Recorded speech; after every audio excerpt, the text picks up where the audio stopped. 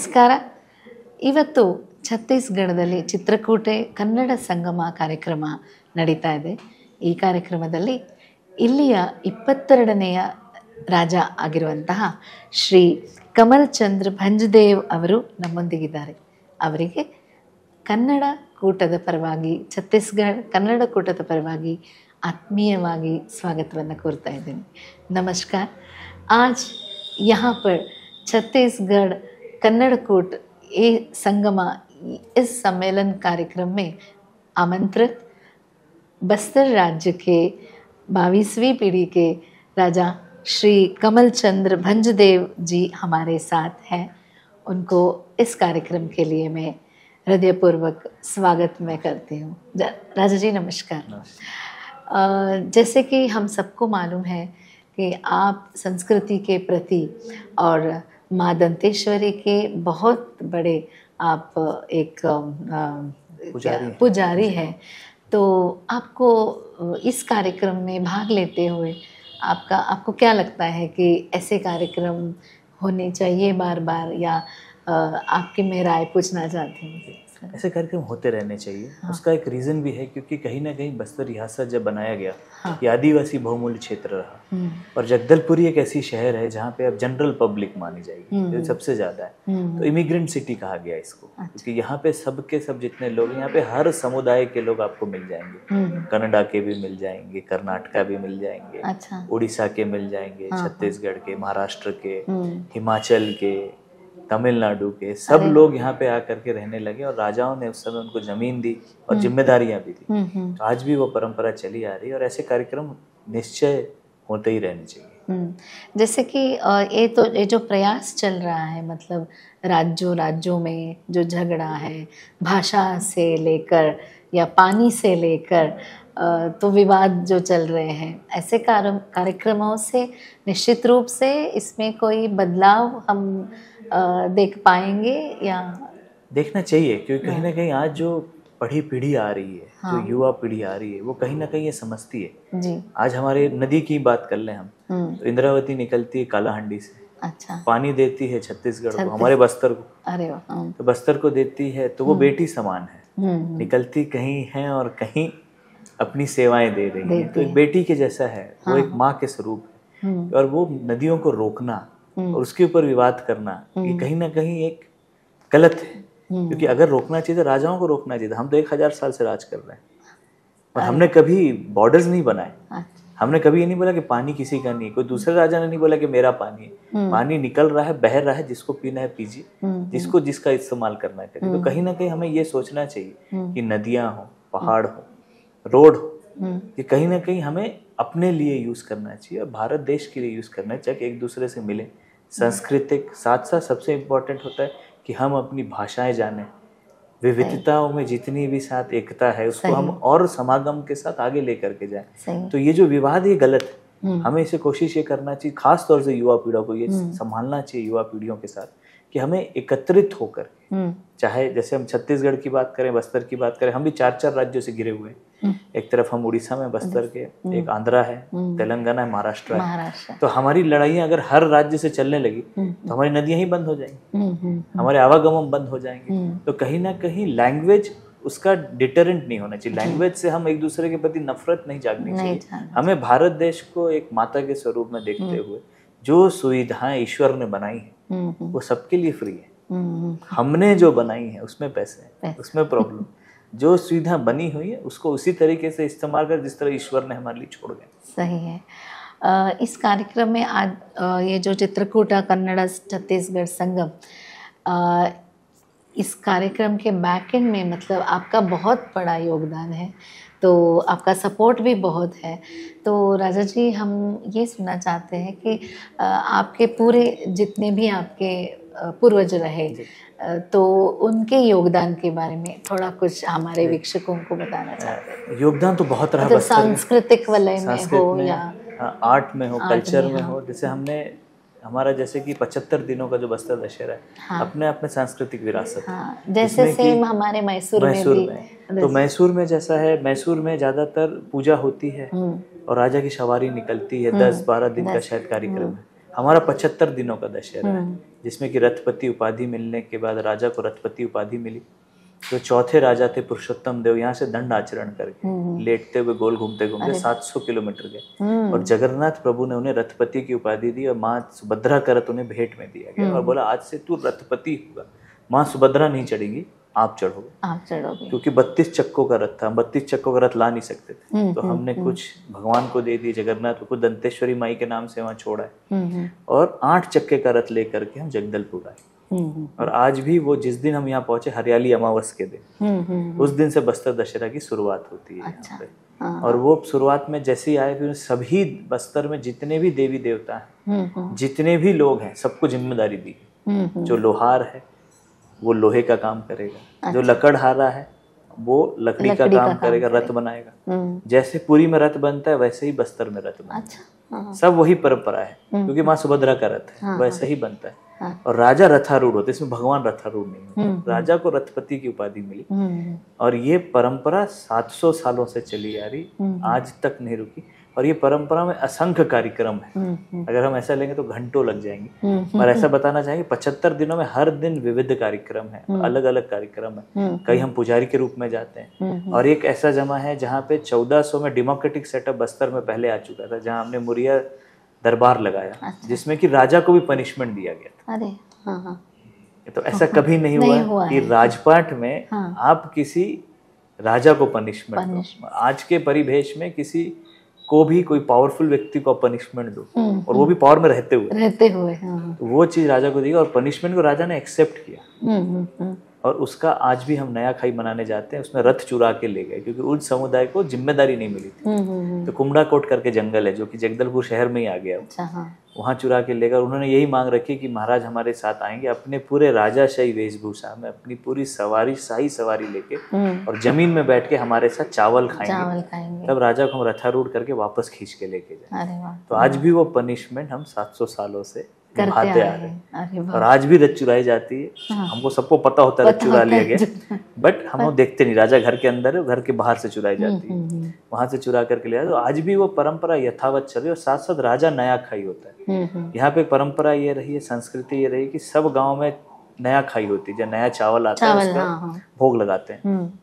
वो चावल कलेक्ट होके बस्तर रियासत के राजा के घर में आता है। और वो चावल को उसी दिन, जिस दिन हम लोग बाहर रहने का जो कार्यक्रम आता है, महाराजा बाहर रहे, जो राजा बाहर है, तो उस दिन जा करके महाराज उनका जितना भोग रहता है चावल, उसका भोग बनाया जाता है, खीर, और माँ दंतेश्वरी को अर्पित करते। और असंख्य देवी देवता जो महाराज के साथ, देवी माँ के साथ आए होते हैं, उनको भोग लगा करके ग्रहण पूरा बस्तर संभाग के लोग, प्रमुख लोग बैठ के वहाँ पे ग्रहण करते हैं। और आज भी ये सांस्कृतिक परंपरा बची हुई। गोंचा का बहुत बड़ा पर्व है यहाँ पे, जगह पे जगन्नाथ प्रभु के रथ चलते हैं। यहाँ पे जगन्नाथ, बलभद्र, सुभद्रा तीनों के अलग अलग रथ चलते हैं, जैसा पुरी में चलता है। उसी तरीके के छोटे रथ यहाँ पे भी तीन चलते हैं। और वहाँ पे तुपकी खेली जाती है। ये भी एक कल्चर का पार्ट है, जिसमें क्या होता है? तुपकी एक बैम्बू स्टिक होता है, उसका वीडियो भी शायद मैं आपको भेज दूं। उसमें एक पेंग लगता है, पेंग इज अ सीड, उसको पेंग बुलाते हैं। उसको उसके पीछे रखते हैं and it's like a gun and you hit it, तो लगता है। इट्स एन मेडिसिनल वैल्यू, आपको खांसी सर्दी नहीं होती बोलते हैं। उस समय उससे खेला करते थे। तो वो जिस दिन रथ यात्रा होती है जगन्नाथ प्रभु को, उसी दिन होती है। वो 4-5 दिन के लिए वो पेंग रहता है, तो पेंग फूल में बन जाता है, तो सीड्स होता है, फूल में आ जाता है। तो बेसिकली कहीं ना कहीं ये परंपरा बस्तर में ही है, जो संस्कृति आज तक विश्व में कहीं नहीं है, सिर्फ बस्तर में, और कहीं नहीं मनाई जाती है ऐसे। 75 दिनों का दशहरा अपने आप में ही एक। फिर हमारे यहाँ सबसे महत्वपूर्ण होता है कि माई दंतेश्वरी का एक मेला होता है, जिसको फागुन मंडई बुलाते हैं, जिसमें माई जी खुद बाहर निकलती हैं और भ्रमण करती हैं शहर। आज भी वो परंपरा यथावत चली आ रही है, जिसमें गौर मार से बहुत सारे कार्यक्रम होते हैं। आज भी यथावत वो कार्यक्रम चले आ रहे हैं। आज तक इतनी सारी संस्कृति, इतने सारे कल्चर्स हैं हमारे यहाँ पे। 18 से ऊपर तो भाषाएं हैं। अरे वाह, 8 मेन भाषा है बस्तर में। 18 मेन भाषा, मतलब 8 डायलेक्ट्स हो गए हैं। कहीं आंध्रा से मिक्स्ड हो गया, कहीं यहाँ से मिक्स्ड हो गया। मेन 8 है, हल्बी, गोंडी, भद्री, दोरला, ऐसे करते 8 मेन है। और 8 मेन के सब डायलेक्ट्स हो गए। इतनी सारी भाषा, इतने सारे पहनावा अलग है, इसलिए बस्तर अपने आप में संपूर्ण एक राज रहा। बोली अलग है, भाषा अलग है। फिर यहाँ पे हल्बी है तो राज हल्बी अलग थी। जो हमारी बोली है राजाओं की, वो राज हल्बी बुलाई जाती थी।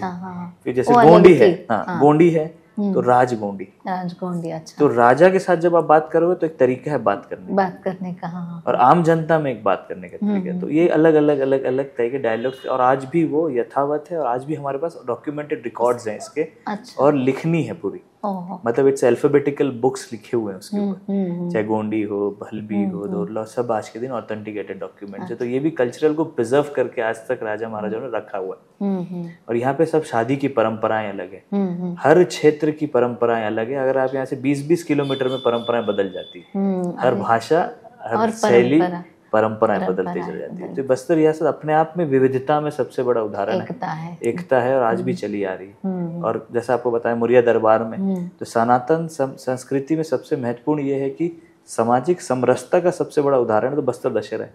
अरे वाह, जिसमें कि छुआछूत का भाव नहीं, हर कोई का इन्वॉल्वमेंट है। हाँ। और राजा हब सबसे नीचे तबके के लोगों का पैर छूते हैं। अरे वाह। और सबसे बड़े पुजारी होने के नाते करते हैं। तो कहीं ना कहीं वो सोशल डिस्क्रिमिनेशन राजाओं ने खत्म कर दी थी 1400 में, और आज भी वो परंपरा यथावत बस्तर राजाओं के यहाँ चले आ रही है। अच्छा। और हम लोग ने हमेशा अपने आप को, क्योंकि दंतेश्वरी माई की पुजारी होने के नाते माटी पुजारी का सबसे बड़ा पद रहा, तो पहले हम दंतेश्वरी माई के पुजारी हैं, फिर हम महाराज हैं। तो आज भी वो परंपरा जो है माँ की, वो आज भी हम यथावत निभाते हैं। बहुत बढ़िया। राजा जी, हमने ऐसा भी सुना है कि आपने कर्नाटक राज्य से बहुत आपका आना जाना है, और हमने ऐसा भी सुना है कि आपने अपना एक डिग्री भी बेंगलुरु से किया है। तो कर्नाटक के लोगों के लिए या कर्नाटक के प्रति आपका जो भी विश्वास और प्यार है, उसके बारे में थोड़ा आप बताइए। कर्नाटक में पहले गया तो पहले तो स्ट्रेन सिटी था, लैंग्वेज प्रॉब्लम था, कन्नड़ा बोलते थे लोग, तो ಸ್ವಲ್ಪ ಸ್ವಲ್ಪ कन्नड़ा बोलते हमने पहला तो ये सीखा। फिर 1 2 7 3 4 5 एटलीस्ट वर्ड सीख गए, नंबर सीख गए। फिर धीरे धीरे करके छोटे, उस समय जब मैं पढ़ता था तो मैंने सीख लिया था कन्नड़ बोलना, और इजी हो जाता था, क्योंकि कहीं ना कहीं मुझे लैंग्वेज सीखने का भी शौक रहा। तो सीखा भी, और बहुत अच्छा ये लगा कि जब भी कर्नाटका गया, एक तो बहुत हेल्पफुल नेचर के लोग रहे हमेशा। और मैं Saint Joseph College of Commerce Brigade Road में पढ़ा। वहाँ पढ़ने के बाद बीकॉम मैं पढ़ रहा था। बीकॉम करने के बाद ब्रिगेड रोड था, वो सबसे मेन रोड वही है, तो हम वहीं पढ़ते थे, और बहुत ही अच्छा एक्सपीरियंस रहा। उस समय राजनीति में भी नहीं थे, एक स्टूडेंट थे। मुझे वही, सॉरी टू डिस्टर्ब यू, एक क्यूरियोसिटी हो रही थी कि ऐसे आप राजा हो तो वहाँ के कॉमन लोगों के साथ या स्टूडेंट्स के साथ आपको क्या महसूस होता था? मतलब आप तो यहाँ के इतने बड़े राजा हो, और वहाँ पर सबके साथ कॉलेजेस में, लेक्चर्स में जाना। हम लोग के साथ ऐसा लगता था कि उस समय हम लोग कभी ये चीज़ रही नहीं। कभी भी हमारे साथ ऐसा ट्रेनिंग नहीं रहा कि आप राजा हो, आप शिक्षा ग्रहण करने जा रहे हो। अच्छा। और मित्र बनाने जा रहे हो, तो सामान्य तरीके से रहना। उनके बीच में ये बताना भी नहीं। हमारे कॉलेज में किसी को पता ही नहीं चला, जब तक कि लास्ट दशहरा में, जब टाइम्स ऑफ इंडिया में एक ह्यूज कवरेज आया मेरा। उसमें I was on I think jeep में था किसी में, तो बहुत बड़ा कवरेज था, बहुत लाखों आदिवासियों का फोटो, मेरे कवरेज और मेरे फुटेज थे। उससे मेरे क्लास वालों को पता चला कि he is the royal family member and is the main Maharaja. तो उनका क्या रिएक्शन? उनका रिएक्शन ये था कि we never used to treat him like a king. Then automatic थोड़ा सा एक चीज आ जाती है मन में कि भाई कितने बड़े लोग होने के बाद भी इतना नरम। तो मैं कभी किसी को बताया, डाउन टू अर्थ, उनके साथ रहना, उनके संघर्षों में साथ रहना। और साथ साथ मौका ये भी मिला कि हम सेंट जॉर्ज कॉमर्स और कॉलेज के जितने भी विद्यार्थी थे, जिनके साथ हम बेसिक इलेक्शंस होते थे, उसमें पार्टिसिपेट करते थे, तो कहीं ना कहीं मुझे लगता था एक अच्छा समागम था मेरे साथ। कभी ऐसा लगा नहीं कि मैं भारत देश से दूसरे देश में चला गया हूँ या कहीं दूसरे जगह चला गया। स्टूडेंट्स में दोस्ती बहुत अच्छी थी, और धीरे धीरे करके जब हम 3rd ईयर में पहुंचे तो 2nd और 1st ईयर जो जूनियर्स थे उनसे भी दोस्ती हो गई। तो बहुत अच्छे से हम रहे, और एक बहुत ही अच्छा समागम मिला। और उस समय पॉलिटिक्स में मैं नहीं था, तो उस समय ज़्यादातर ये रहता था कि हम लोगों के बीच में रहे, और कनाडा में जितने भी हमारे रोड शोज होते थे, वहाँ पे पब्लिक गैदरिंग्स होती थी, फंक्शंस होते थे, कल्चरल इवेंट्स होते थे, मैं पूरा अटेंड करता था। सभी कॉलेजेस में जाते थे और खेलते भी थे, तो खेल प्रतियोगिता में था, स्पोर्ट्स में भी था, तो सब जगह जाना, डिबेट कॉम्पिटिशन्स में भी जाना। हर जगह जाने के बाद ये रियलाइज हुआ कि कहीं ना कहीं हम जरूर अपने आप को अलग मान लेते हैं। इट्स अ थॉट प्रोसेस कि हम मान लिए कि हम कन्नड़ा है, हम मान लिए हम छत्तीसगढ़, हम मान लिए बस्तरिया है, but at the end of the day हम भारत के निवासी। बहुत सही है। तो ये जानना जरूरी है कि हम भारत के निवासी, और वो चीज़ हमें हमारे एजुकेशन में भी प्राप्त हुआ। मैं विदेश भी गया, वहाँ भी मेरी आइडेंटिटी ये थी कि मैं कुर्ता पजामा ही पहनता था। तो पीपल इज टू आइडेंटिफाई मी कि भाई ये पक्का देश का है, भारत देश का ही है। तो कहीं ना कहीं अपने कल्चर के साथ साथ हमारा पहनावा भी बहुत इम्पोर्टेंट था। आपको कभी ऐसा नहीं लगा कि वेस्टर्न अटायर में आप जाएं? Westernisation is always not comfortable. आज आप डॉक्टर रिसर्च करते हैं तो बहुत सारे जीन्स के ऊपर बहुत सारी चीज़ें आ गई, ऐसे बहुत सारे मेडिकल इश्यूज भी आने लग गए लोगों को। पर कहीं ना कहीं सनातन धर्म का अगर देखा जाए तो हमारा पहनावा क्या था? धोती, बराबर। एक्चुअली धोती था, धोती और अंगवस्त्र जो पूरे बदन के ऊपर कपड़ा ढका हुआ है। कुर्ते पैजामे धीरे धीरे हम उसको रिफॉर्म करने लगे, तो कुर्ते पैजामा में आ गए। और उसके ऊपर हम आ जाते हैं तो जो शेरवानी जो बोलते हैं, जो दूल्हा पहनते हैं, वो sherwani, that was a modern dress, या बंद गला जो आजकल IAS IPS ऑफिसर्स पहनते हैं, फॉर्मल फंक्शंस। तो ये सब चीजें, ये पद्धति धीरे धीरे सुधरते गई समय से। इवॉल्व, ये क्या कह सकते हैं, इवॉल्वमेंट ऑफ ट्रेडिशनल वेयर्स।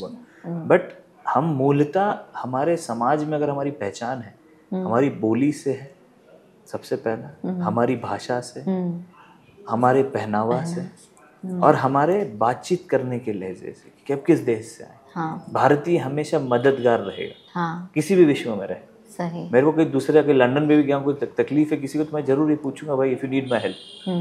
तो हमारे भारतीय संस्कृति में है कि हम दूसरे की मदद के लिए ही खड़े रहें, चाहे वो युद्ध हो, चाहे किसी भी। तो आज भी वो परंपरा जीवित है।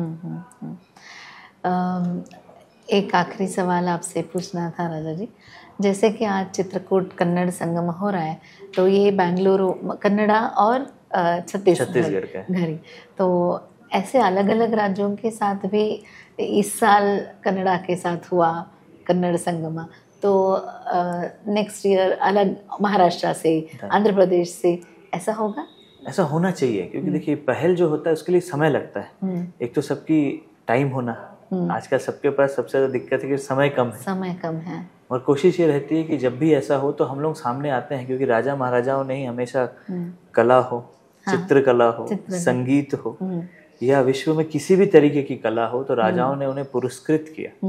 और आज भी वो परंपरा जाहिर है कि देश में जब भी कुछ हुआ तो राजाओं का हमेशा रहा गया। चाहे राजा रवि वर्मा की पेंटिंग्स की बात कर ली जाए, संगीत की बात कर ली जाए, खैरागढ़ विश्वविद्यालय हमारे छत्तीसगढ़ में, जो कि सबसे पहला एशिया का सबसे बिगेस्ट संगीत विश्वविद्यालय रहा, इंदिरा कला विश्वविद्यालय रहा। तो कहीं ना कहीं वो भी महाराजा की एक बेटी खत्म हो गई तो उनको गिफ्ट में दे दिया गया कि यहाँ पे मेरी बेटी गुजर गई है, इंदिरा नाम था उनका, तो इंदिरा के नाम से खैरागढ़ महाराज ने उसे गिफ्ट में दे दिया राजा साहब। तो आज भी कहीं ना कहीं संगीत के लिए, या कल्चर के लिए, या हेरिटेज के लिए, या भारत देश को अखंड बनाने के लिए, चाहे वो किसी भी परिदेश में हो, उसके लिए हमेशा राजा महाराजा हो या हम सब जनता के लोग हों, या डेमोक्रेटिक सेटअप में हम सबको एकत्रित होकर के इसके लिए पहल करना चाहिए। चाहे वो महाराष्ट्र छत्तीसगढ़ का होना हो, उड़ीसा छत्तीसगढ़ का होना हो, या विश्व में जम्मू कश्मीर और बस्तर का होना हो, तो उसमें कोई प्रॉब्लम नहीं है। बट इसके लिए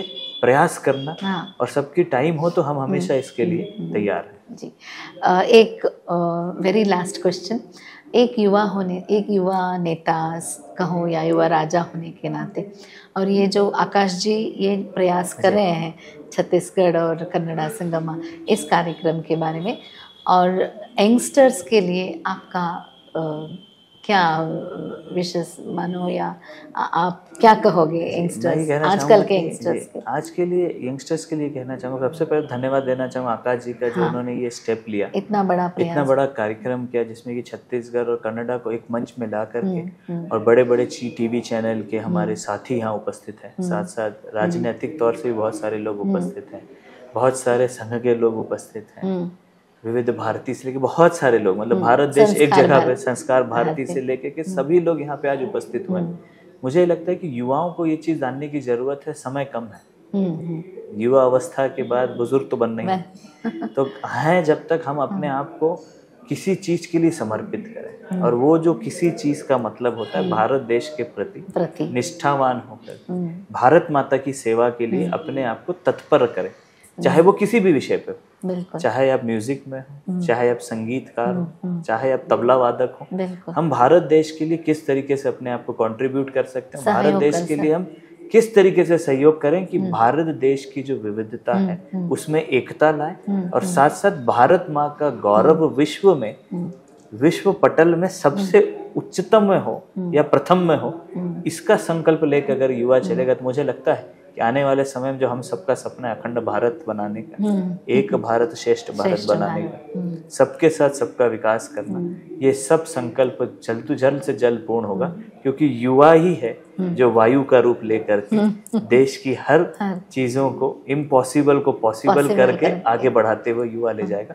तो पूरे छत्तीसगढ़ वासी, साथ साथ कन्नड़ा वासी और देश के युवाओं से एक ही मैसेज है कि हम सब एकत्रित होकर के भारत माँ के गौरव को, भारत माँ का इतिहास जो कि छुपा दिया गया था उसे पुनर्जीवित करते हुए हमारे संस्कृति, हमारे संगीत, हमारी कला को आगे लाएं और साथ साथ हमारे युवा संघर्ष करें भारत देश के गौरव को बढ़ाने के लिए, भारत देश के विकास को आगे बढ़ाने के लिए, और साथ साथ विकास के साथ साथ हमारे भारत देश की परंपराओं, निष्ठा को सम्मान और हमारे बुजुर्गों का सम्मान प्रत्येक घर में हो, इसका संकल्प लेकर के हम भारत देश के विकास के लिए पहुंचे। और आप सभी को, ज्यादातर हमारे कन्नड़ के निवासी, कर्नाटका के निवासियों को बस्तर दशहरा के लिए हम आपको निवेदन करते हैं, आग्रह करते हैं कि आप सब बस्तर दशहरा देखने आए। इतना ही कहते अपने शब्दों को विराम देता हूँ। धन्यवाद। धन्यवाद। ज़रूर, बहुत सारे बातें हमने राजा जी से, ऐसे युवा राजा हैं इस देश में अभी, मतलब जीवित अवस्था में हम देख सकते हैं कि युवा राजा बहुत सारे संकल्प लेके, मतलब देश के प्रति या संस्कृति के प्रति बहुत सारा काम आपने अपने तरीके से करना शुरू कर दिया है। तो बहुत बहुत धन्यवाद और बहुत बहुत बधाई हो आपको। इस कार्यक्रम में आप आए और इस पॉडकास्ट में भी आपने भाग लिया। सबके तरफ से, आकाश जी की तरफ से आपको बहुत बहुत धन्यवाद। धन्यवाद आपको भी। ಇದು ಆಗಿತ್ತು ಇವತ್ತು ನಾವು ರಾಜಾಜಿ ಅವರ ಜೊತೆಗೆ ತುಂಬ ಉತ್ಸಾಹದ ಒಂದು ಮಾತುಗಳನ್ನು ಆಡಿದ್ದಾರೆ. ಅವರಿಗೆ ಕರ್ನಾಟಕದ ಪರವಾಗಿ ಮತ್ತು ಛತ್ತೀಸ್ಗಢದ ಪರವಾಗಿ ಅನಂತ ಧನ್ಯವಾದಗಳನ್ನು ಅರ್ಪಿಸ್ತಿದ್ದೇನೆ. ಇಲ್ಲಿಗೆ ಈ ಕಾರ್ಯಕ್ರಮವನ್ನು ಮುಗಿಸ್ತಾ ಇದ್ದೇನೆ. ನಮಸ್ಕಾರ.